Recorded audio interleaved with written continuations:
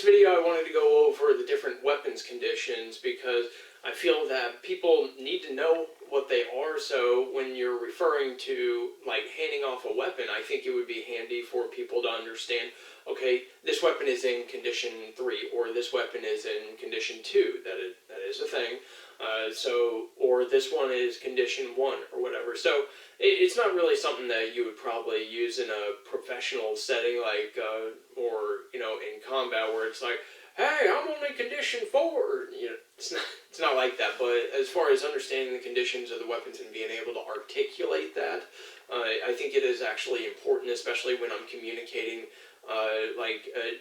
giving somebody a weapon and saying, hey, try this out. Like when you're at the range, it's like, yeah, the weapon's over there, it's condition 4, or hey, it's condition 3, it's only got like 6 rounds or whatever. So they would understand what to do. So I think it's important that people learn this stuff. So we're going to start out with condition 4 and work our way to condition 1. So condition 4 is a completely neutered gun, right? So this is the Marine Corps example of, a rifle, but I'll explain it for a pistol. So no magazine inserted, no magazine inserted, okay? So bolt forward or slide forward, so it would be closed, and there would be no magazine inserted, and it would have an empty chamber. So this is a verified concept, so you know what the condition is. In order to know the condition of the firearm, you actually do need to check it.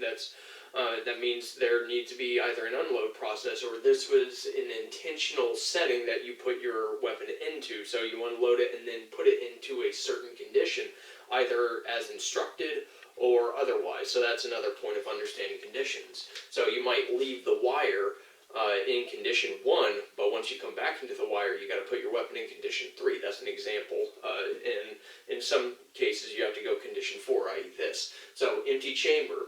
So you can't have a mag in your weapon. You can't have anything in the chamber. The bolt needs to be forward. The safety needs to be on. If there's a pistol, the safety needs to be on. And like a Beretta, safety needs to be on. That's condition 4. So also ejection port cover closed. If you don't have an ejection port cover, then obviously there's nothing to worry about here. But for the M16, M4, AR-15 variants, or most of them do have an ejection port, some don't. But regardless, if it has an ejection port, it will be closed. That's proper condition 4 for pretty much any weapon system. As long as you're adhering to all these that you can, then that's what you do. So let's go into condition 3. The only big change you're going to see going from condition 4 to condition 3 is just you're inserting a magazine. Now, this does not specify the contents of the magazine, and if I remember correctly, our drill instructor said when people would have questions about it, or if they were allowed to ask questions, it was mostly the senior drill instructor, but when they asked the question, the senior drill instructor said, I don't care if it's empty, or if it has rounds in it, or as it's filled with hopes and dreams. It doesn't matter. If it has a magazine inserted, even if you don't know what is in it, as long as it's following these other conditions, it's condition 3. It doesn't matter if it's loaded or not. If it has a magazine inserted and there's an empty chamber and all these other things still apply, it is condition 3. Okay? That's simple. So, let's go to condition 2. When it comes to condition 2, most weapon systems are not going to be able to fall into a condition 2 setting. From my research, there's only a few weapon systems that really do fall into this category. You're looking at like the Mark 19, the Modus, or the M2, the Browning machine gun, those can be put into a half-load status, to where it's technically loaded, but it's not really capable of firing yet. So for like the 1911 and revolvers, they can have this because you set like a single action revolver, you can set the hammer forward, and same with the 1911, because it's single action, you can set the hammer forward, and it's not capable of firing if you're pulling the trigger until you cock the hammer again. So that's really the big takeaway on that. For condition 2, like for the 1911, you would have the magazine inserted, you would have the slide forward, you'd have a round in the chamber, and you'd have the hammer forward. And you couldn't put the safety on if you had the hammer forward. On some guns you can. On some guns you can. But, there's some guns where you can put it unsafe or whatever, but I can't really think of any right now. Now, going into the magazine inserted, does that mean that it's loaded? No, it does not necessarily mean that the magazine is loaded. It could be loaded or unloaded, but it still would fall into condition 2. As long as there's a round in the chamber and all these other things apply. It doesn't matter mag's loaded or not. So that's an important consideration. So even if you have an empty magazine just to be in there, it falls within that category. So just remember that. Good old condition 1. Very simple. You're now ready to fire. So you got the magazine inserted, you got the slider bolt forward. Obviously the magazine could be loaded or unloaded or have a bunch of hopes and dreams or nothing in it. It could be a fake magazine, but it's the magazine inserted nonetheless. Round is in the chamber. Safety is on and ejection port cover is closed if it has an ejection port. So, also the safety decocker would be on. So for like the Beretta M9 or whatever, so it would actively be on. Or, yeah, so... With that said, that's condition 1, so it is ready to fire. Now, some people would say, well, there's a condition 0, and that's just taking the safety off. Well, others have said, well, condition 1 is actually having the hammer back on a double action, single action. No, because actually, the hammer would be forward if it's capable of being forward, and you're having the longest process, you're having the safety on. The safety for a double action, single action, especially one without the safety, is actually having the hammer forward. That long double action pull is the point of the double action, single action. That is your safety, and that was the original intent. So anyways, your safety would be on for a double action, single action, hammer forward. If it has manual safety like my P30 in addition to the double action, single action, it's on. So that would be condition 1.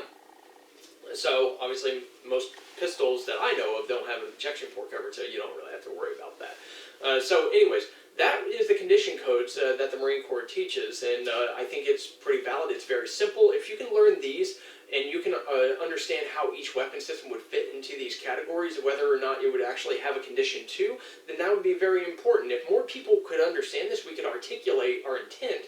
Like, if we're shooting with people on the range and we're wanting to check out different weapon systems, but we're in the middle, say you're in this scenario, I have people over who want to shoot my guns, I want to shoot their guns or whatever. That's just the thing we do.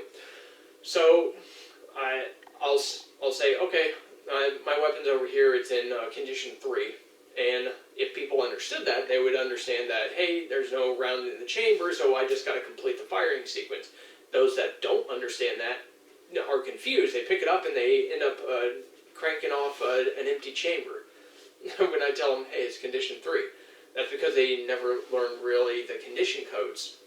Or maybe they were taught them, but they didn't actually learn it. There's a difference between being taught and learning it. Now, what if you come upon a weapon that has no magazine inserted, but it might have a round in the chamber? Well, that's why you safety check it, because it's not actually falling within a deliberate condition, because these conditions are around so you can put them into a condition. So as I gave you an example earlier, hey, I'm going to leave my pistol in condition 3. Like when we were overseas, or even when we were in the rear, they were like, all right, go to condition 4. You know what to do because you know what the end result needs to be. Okay, so we're deployed, we're in Kandahar. Well, back when we were deployed in Afghanistan before the Taliban took over, we would be told, okay, so you're overseas now, you're in a hostile environment, here's your ammunition, while you're on base carrying condition 3. Okay, cool. Now you would have a big thing going outside the wire or leaving the base that would say, all right, this is the point where you go condition 1. And then coming back in the base, you would have this cordon area where you'd say, okay, this is a clearing barrel for you to go to condition 3. So obviously all you would do is you would lock the bolt to the rear, make sure that the round ejects out, and then you would take the magazine out. You'd send the bolt home empty, close the ejection port, just get that round, put in the magazine if it's not completely topped off, and just insert that thing. And you can go into condition 3 and right out into the sunset into the base. So that's why the condition codes are very important. It's a simple way of telling you what to do with the firearm, and it'll also indirectly tell you the process that you need to take in order to get into a firing condition. So knowing what it takes to go from condition 4 to condition 1 is pretty simple. All you need to do is know what the conditions are and what the symptoms are of condition 1, condition 2, condition 3, and condition 4. And you'll know the difference between all of them. With all that said, I hope this was an informative video for you guys. I appreciate you guys watching. Go ahead and leave a comment below, and you guys have a good one.